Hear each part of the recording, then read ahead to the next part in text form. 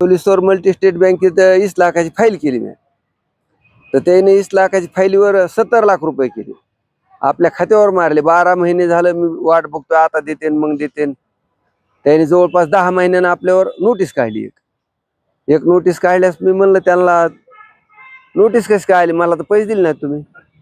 ते म्हणले पैसे दिले तुम्हाला, नाही कोण म्हणतंय. मी म्हणलं दिलेच नाही. तर मग ते म्हणले खात्यावर मारले तुमच्या. मी म्हणलं खात्यावरून? म्हणले तुम्ही वाटले असते त्या कर्मचाऱ्याला. मी कसा वाटणार, त्यांनीच हे केलं. मग ती सहकुल चौकशी व्हावा, आणि त्या चौकशीसाठी मी इथं आलो. या कोल्हेश्वर बँक कुठली आहे काय? दिंदोडचीच आहे मल्टीस्टेट.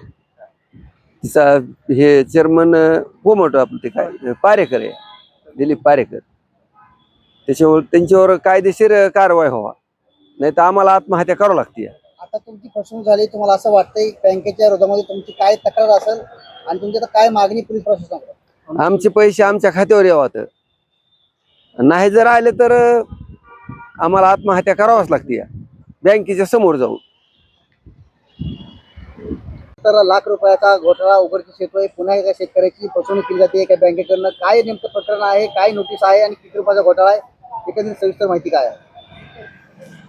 मी ॲडव्होकेट तेजस नेरकर, जिल्हा व सत्र न्यायालय बीड. माझ्याकडे आबासाहेब कांदे यांनी रितसर तक्रार दाखल करण्यासाठी आले. त्यानंतर आम्ही याच्यामध्ये शहानिशा केली.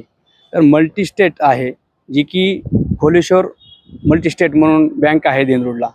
या संस्थेनं यांना शेती कामासाठी म्हणून प्रत्यक्ष शेती विकासासाठी उपयोग करण्यासाठी 70 लाख रुपये मॉर्गेज कर्ज मंजूर करण्यात आलं. मॉर्गेज कर्ज 2025ला मार्च महिन्यामध्ये मंजूर करण्यात आलं.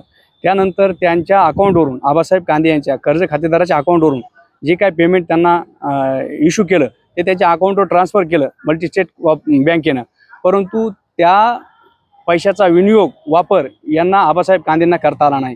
कारण त्या मल्टीस्टेटनं त्यांचे जी कर्मचारी आहेत त्यांच्या कर्मचाऱ्याच्या अकाउंटवर ते पूर्ण रक्कम RTSनं विड्रॉलनं वळवली आहे. म्हणजे प्रत्यक्ष मल्टीस्टेट बँकेनं कर्जदाराला जे कर्ज दिलं याचा कर्जाचा उपयोग कर्जदाराने व्यवस्थित केला आहे का हे पाहणं, इन्स्पेक्शन करणं हे बँकेचं काम आहे. परंतु बँकेनं तसं न करता, मल्टीस्टेटनं तसं न करता स्वतःच याच्यामध्ये पैशाचा विनियोग टाळला आहे. जे की कर्ज मागणी आहे त्या प्रकारे यांना कर्ज देऊन त्याचा उपयोग करता आलेला नाही. त्यानंतर यांच्या जी काही मॉर्गेज आहेत, 2 सहजामीनदार आहेत त्यांना व या सहकर्जदार आबासाहेब कांदेंना लवाद प्राधिकरणमार्फत वसुलीसाठी 74 लाख रुपयाची नोटीस काढून त्यांच्या वसुलीचं प्रकरण आता मान्य लवाद प्राधिकरणमध्ये दाखल आहे. त्यामध्ये आम्ही हजर झालो आहेत आणि या मल्टीस्टेटबाबत जे की Kolheshwar multistate cooperative credit society limited Dendrod, taluka Majalgaon, जिल्हा बीड यांचे संबंधित पदाधिकारी, अधिकारी दिलीप पारेकर संस्थापक अध्यक्ष, रोहिणी पारेकर अध्यक्ष, श्री विलास पारेकर मुख्य कार्यकारी अधिकारी व गोविंद फपाळ व्यवस्थापक यांच्या विरोधामध्ये आम्ही रितसर माननीय पोलीस अधीक्षक साहेब, त्यानंतर EOW ब्रँच अशा पद्धतीनं तक्रारी अर्ज दाखल केला आहे. तसेच आम्ही माननीय केंद्रीय सहकारी निबंधक, central register cooperative societies, ministry corporation, government of India, new Delhi या ठिकाणी सुद्धा आम्ही या मल्टीस्टेटची तक्रार केली आहे.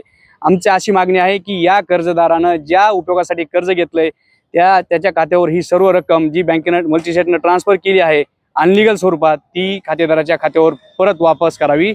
यासाठी आम्ही माननीय साहेबाकडे भेटीसाठी आलो आहोत आणि तशी दाद मागणार आहोत साहेबांना.